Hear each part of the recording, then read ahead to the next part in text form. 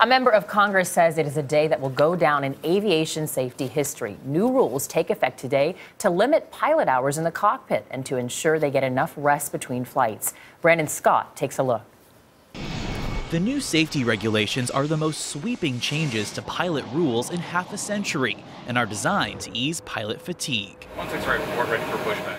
The Federal Aviation Administration now requires that all commercial pilots receive 30 uninterrupted off-duty hours per week, a 25% increase from previous regulations.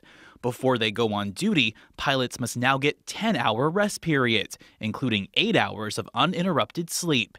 And depending on when their flight begins, the rules limit a pilot's time in the cockpit to 8 or 9 hours. Pilots can get extremely tired on long flights, depending on what time of day they start. Barry Schiff was a commercial pilot for 34 years before he became an airline safety consultant. When passengers are sleeping in the cabin, the fellows up in the cockpit are working, and it can be mentally fatiguing. Pilot fatigue was identified as a cause of the 2009 Colgan air crash that killed 50 people near Buffalo, New York, and prompted the FAA to make changes to pilot rest policies.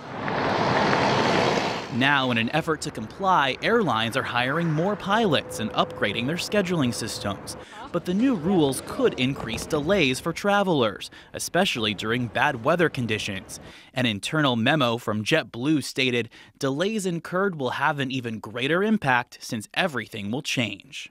The trade group that represents most of the major U.S. carriers tells CBS News that they support these new regulations, and the pilots union supports them too, but in a statement said the new rules still aren't perfect because they don't apply to cargo pilots. For CBS This Morning Saturday, Brandon Scott, Los Angeles.